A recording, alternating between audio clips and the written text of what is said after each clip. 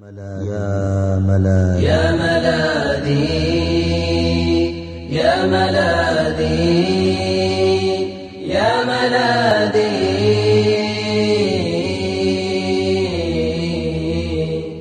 يا لله ما أعظم الخطب.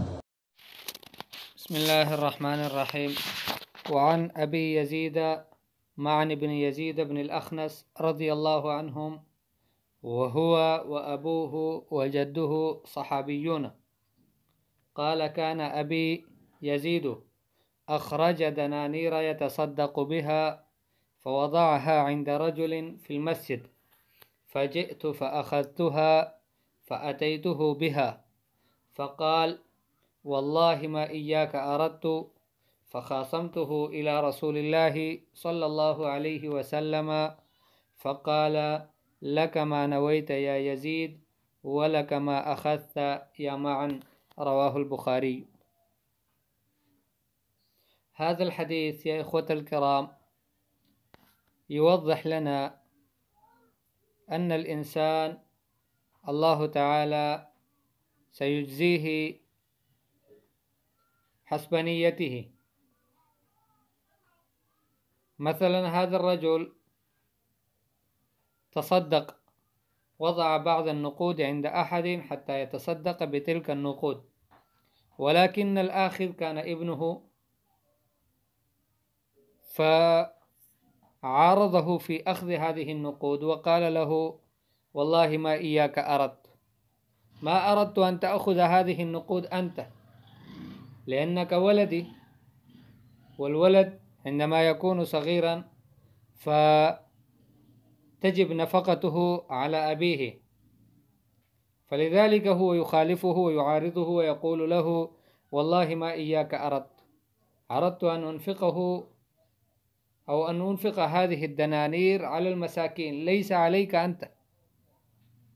فهو يقول: خاصمته إلى رسول الله صلى الله عليه وسلم، بينت أمام رسول الله صلى الله عليه وسلم هذه القضية، فالرسول صلى الله عليه وسلم حكم بينهما وقال: لك ما نويت يا يزيد، أي قال لأبي: أنت نويت أن تتصدق بهذه الدنانير، فقد حصل لك الأجر، أجر صدقة هذه الدنانير كلها، ولك ما أخذت يا معن.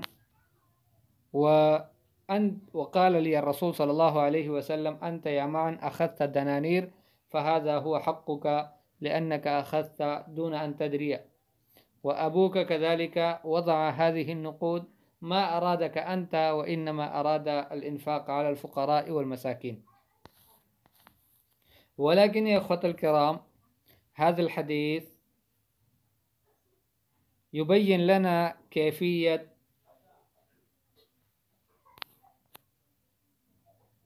كيفية الإنفاق في سبيل الله، كيف يمكننا أن ننفق في سبيل الله تعالى. فهذا هناك طريقة نافعة جدا لمن يريد أن ينفق في سبيل الله تعالى، وهو كما بين العلماء: الإنسان يخصص من ماله كمية محددة من بداية الأمر، عندما يأتيه الراتب مثلا، أو عندما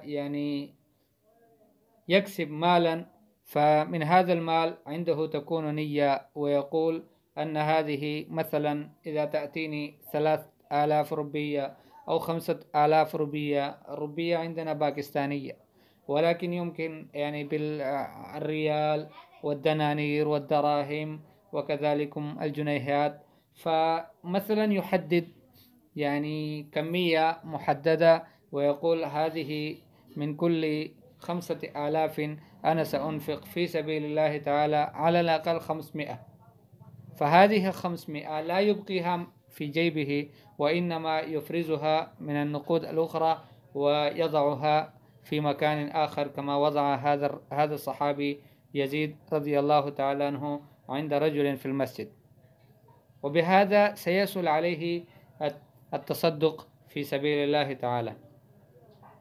أما لو وضعها مع النقود في جيبه وأبقاها أبقى هذه النقود كذلك في جيبه مع النقود الأخرى. ففي بعض الأحيان هو يعني تفوته فرصة الإنفاق، بحيث يعني هو يتفكر ويقول أن هذه الفرصة ليست بأهم من التي أبحث عنها. يعني مثلا هو سيبحث عن رجل مسكين، وهذا ليس إلى هذه الدرجة، أن يعني لا يحتاج إلى هذه الدرجة، لذلك لا أعطيه. ثم عندما يجد من هو يكون يعني الشخص يعني بحاجة إلى نقوده، في ذاك الوقت هو يبحث في جيبه عن النقود، ولكن النقود تلاشت واضمحلت وما بقي عنده شيئا. فلذلك الأفضل أن يفرز هذه النقود ويضعها في صندوق أو عند شخص أو في مكان يعني محدد، وبعد ذلك متى ما تأتيه الفرصة. ثم بعد ذلك ماذا سيفعل؟ في ذاك الوقت إذا فعل بهذه الطريقة، هو من سيبحث عن الفقراء وعن المحتاجين وعن يعني عن المساكين. فلذلك هذا الصحابي يقول: كان أبي يزيد، أي يزيد رضي الله تعالى عنه الذي هو كان أبي. يعني هذا شيء غريب جدا، أن راوي الحديث صحابي، وأبوه يزيد كذلك صحابي، وجده الأخنس كذلك صحابي، كلهم صحابة رضي الله تعالى عنهم وأرضاهم. فهو يقول: كان أبي يزيد أخرج دنانير يتصدق بها فوضعها عند رجل في المسجد، فجئت فأخذتها. جئت عند ذاك الرجل وأخذت منه هذه الدنانير، فأتيته بها، أتيت أبي بهذه النقود أو بهذه الدنانير، فقال: والله ما إياك أردت، أحلف بالله، وقال: والله ما كنت أريدك أنت. فخاصمته إلى رسول الله صلى الله عليه وسلم، فقال: لك ما نويت يا يزيد، ولك ما أخذت يا معن. رواه البخاري. سبحان الله وبحمده، سبحانك اللهم وبحمدك، نشهد أن لا إله إلا أنت، نستغفرك ونتوب إليك.